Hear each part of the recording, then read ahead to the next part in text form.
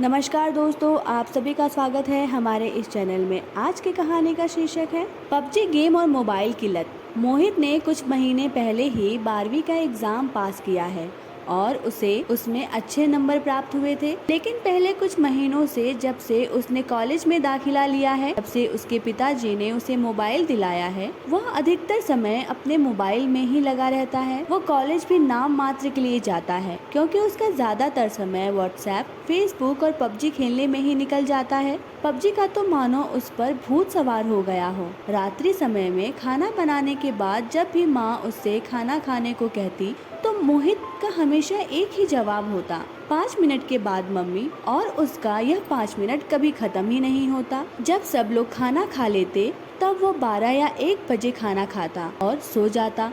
कभी कभी तो वह बिन खाना खाए ही सो जाता। उसके माता पिता तो उसकी सेहत की, उसके करियर और फ्यूचर की चिंता होने लगी। वह उसे बार बार समझाते लेकिन मोहित का उन पर जरा भी असर नहीं होता। एक दिन उसके पिता दफ्तर तो चले गए लेकिन अपना टिफिन बॉक्स घर पर ही भूल कर चले गए। माँ ने जब वह टिफिन देखा तो उन्होंने मोहित से कहा कि मोहित, तुम अपने पापा के दफ्तर जाओ और यह टिफिन देकर आओ। मोहित पबजी खेलना छोड़कर जाना तो नहीं चाहता था, लेकिन माँ के बार बार कहने पर वह जाने को तैयार हो गया। वैसे तो कई बार वह बाहर से अपने पिता के ऑफिस को देख चुका था, लेकिन पहली बार वह आज ऑफिस के अंदर दाखिल हुआ था। वहाँ उसने एक व्यक्ति से अपने पिता के बारे में पूछा तो उस व्यक्ति ने ऑफिस के बिल्डिंग के बगल में बने एक छोटे से कमरे की ओर इशारा करके बताया। मोहित उस कमरे में गया तो उसने देखा उस छोटे से कमरे में एक छोटा सा गैस स्टोव रखा था। वहाँ पर कप थे और चाय के ग्लास रखे थे। उस कमरे में छोटी लाइट जलती और घंटी बजती थी। जब जब घंटी बजती तो तब उसके पिता साहब के लिए कभी चाय तो कभी पानी लेकर जाया करते थे, क्योंकि उसके पिता दफ्तर में एक पियून थे और यह उनका नाम था और उन्हें 2 मिनट की फुर्सत भी बड़ी मुश्किल से मिलती थी। मोहित लगभग आधा घंटा वहाँ रुका, उसके बाद वह घर आ गया। लेकिन जब से वह अपने पिता के ऑफिस से आया वह एकदम से गुमसुम हो गया। ना कुछ कहता ना कुछ बोलता। जिस मोबाइल को वह 5 मिनट भी नहीं छोड़ता था उसकी तरफ वो देखता तक नहीं, बस सोचे जा रहा है। रात को सब लोग एक साथ खाना खाते हैं और सो जाते हैं। अगले दिन मोहित कॉलेज नहीं जाता है क्योंकि उसके अंदर एक उथल पुथल मचा हुआ था। वह यह सोच रहा था कि उसके पिता जो इतनी कड़ी मेहनत करते हैं, इतना कष्ट और पीड़ा सहकर बार बार उसे पढ़ने के लिए क्यों कहते हैं, क्योंकि पढ़ लिख कर मैं कुछ बन जाऊं, ताकि जो कष्ट उन्हें सहना पड़ रहा है वह कष्ट मुझे ना सहना पड़े। जब वह घर आते हैं तो बस ये दिखाने के लिए पढ़ने बैठ जाता हूँ। हर वक्त व्हाट्सएप, फेसबुक और पबजी खेलता रहता हूँ।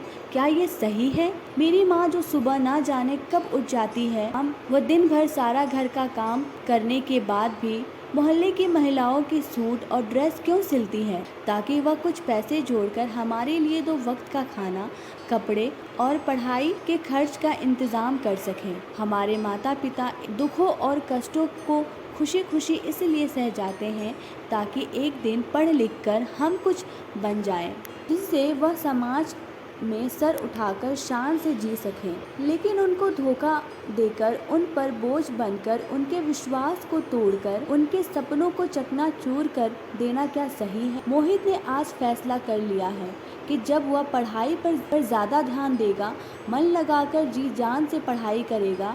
पढ़ाई करना अब उसकी ज़रूरत बन गई।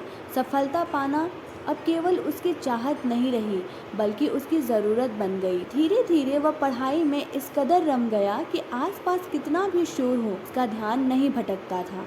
कंसंट्रेशन ऐसा कि एक बार पढ़ लेता तो उसके दिमाग में छप जाता था। ग्रेजुएशन कंप्लीट होने के बाद मोहित ने 1 साल जमकर पढ़ाई की, यूपीएससी का एग्ज़ाम दिया। फिर जब उसके रिजल्ट आया तो वही हुआ जो वो चाहता था।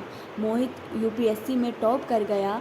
उसे पूरी हिंदुस्तान में 65वां स्थान प्राप्त हुआ। यह खबर पूरे मोहल्ले में आग की तरह फैल गई। उसके पिताजी के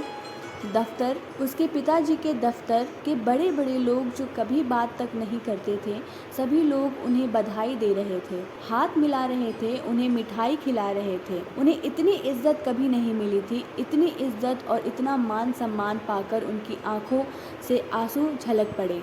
मोहित ने जब अपने माता पिता की आंखों में खुशी के आंसू को देखा तो एक पल में उसकी सारी थकान मिट गई, जैसे उसका जीवन सफल हो गया। उसकी आंखों से भी आंसू बहने लगे। तो दोस्तों, ये थी आज की कहानी। अगर आपको आज की कहानी अच्छी लगी हो तो प्लीज़ हमारे चैनल को लाइक शेयर सब्सक्राइब ज़रूर करें।